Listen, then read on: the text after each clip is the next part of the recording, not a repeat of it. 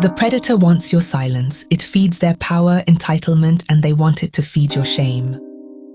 Why did you kill all those people? Because nobody stopped me.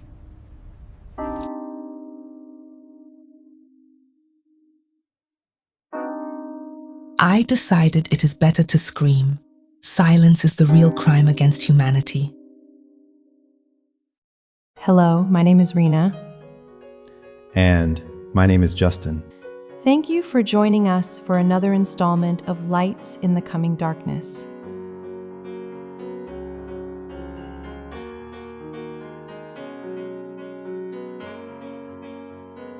You know, the topic of silent agreement is a really tough one. And that is the tough topic of our next installment, Justin. In the last segment, we talked about organized intimidation efforts to hide moral failures from the public, where lawyers in the legal system are used to subvert the law rather than enforce the law.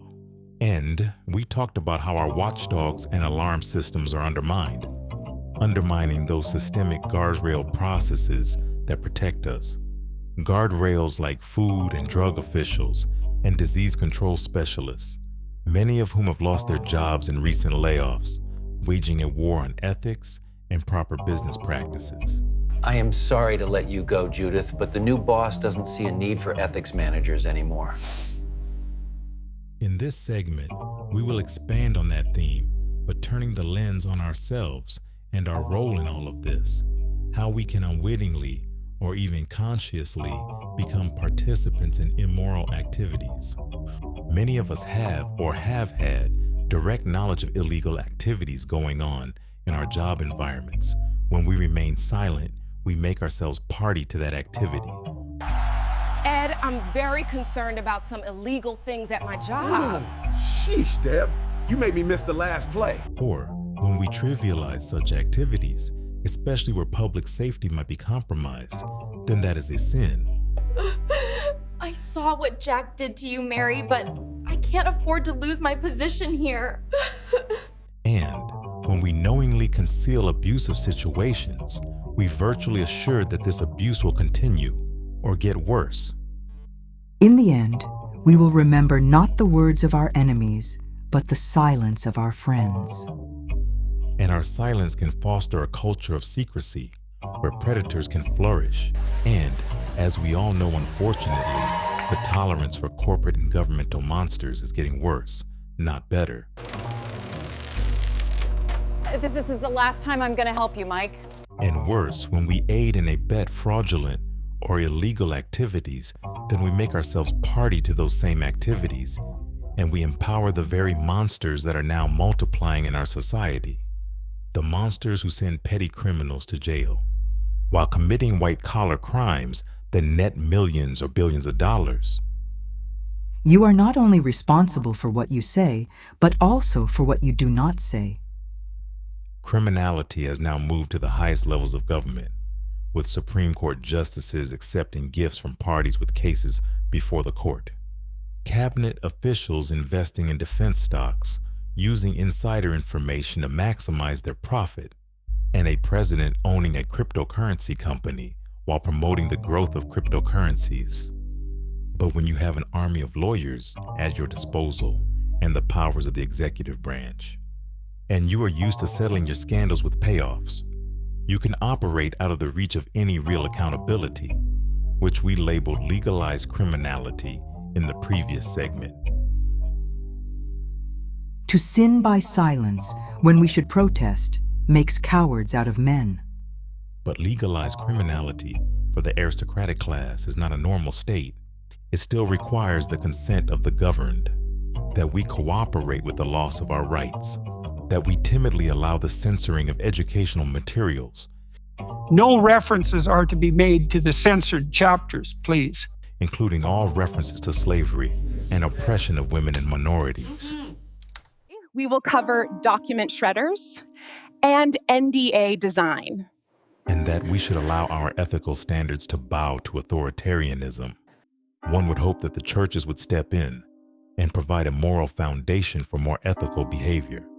But the so-called GOP Jesus bears no resemblance to the real Jesus of the Bible, and the sacrifice of the cross is nowhere to be seen in their horribly distorted non-Christian doctrine. I'm sorry, Jesus, but we need to go in another direction. I understand. Fostering an atmosphere of ethnic hatred and divisiveness. Are you still falling for all that love your neighbor stuff? To understand why this doctrine of hatred and division took hold in so many of our churches, we need look no further than the lavish lifestyles of so many of their leaders. This people honors me with their lips, but their heart is far from me, and in vain they worship me, teaching as doctrines the commandments of men. She said the first to go was not murder, not even close. Thou shalt not covet was the first to go, actually. No servant can serve two masters, for either he will hate the one and love the other, or else he will hold to the one and despise the other. Ye cannot serve God and mammon. Thus, the real Jesus would never understand compromises in the name of money, prestige, and power. The problem with modern evangelicalism is that while it claims to be Bible-based, it's actually a soup of sorts, a mixture of the Bible, modern American culture, and traditional capitalism. Today, we're going to make some delicious soup. Next, we will add some spices. I like to use all natural ingredients. We'll mix it all together well.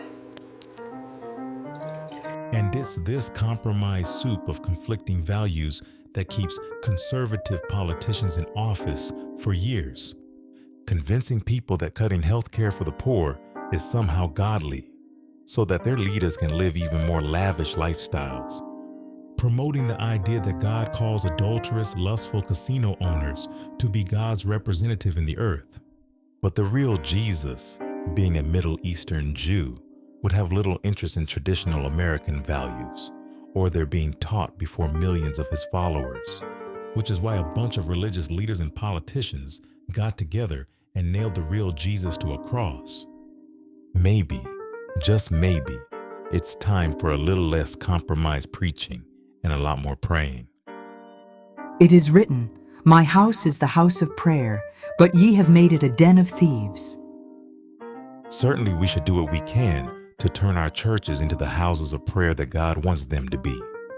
But when we cooperate with evil and corrupt systems and pretend to be a child of Christ, then we make ourselves no more than actors in a perverse play, putting on a mask for our Christian friends, family, and neighbors, while feeding the monsters of this world in our work and career personas. For everyone that doeth evil hateth the light, neither cometh to the light, lest his deeds should be reproved. But he that doeth truth cometh to the light, that his deeds may be made manifest, that they are wrought in God. So when by our silence we are making ourselves party to dark deeds of unrighteousness, especially unrepentant sins of the flesh where victims are involved, especially where the lives of children or other innocent victims are involved, then we have a minimum responsibility to seek wise counsel, because God would not have us to partake in the evil deeds of darkness. Rena, where do we go if we need more information? We have a list of books that viewers can access to get more details. The book Republican Jesus shows how the conservative version of Jesus differs from the real Jesus. The book The Sin of Empathy presents a revisionist version of Christianity, where empathy is said to be a sin. Well, that wraps up this installment, Rena. There was a lot in it to chew on. Well, the viewers have a lot of materials to chew on as well. Remember, your voice matters. It really does.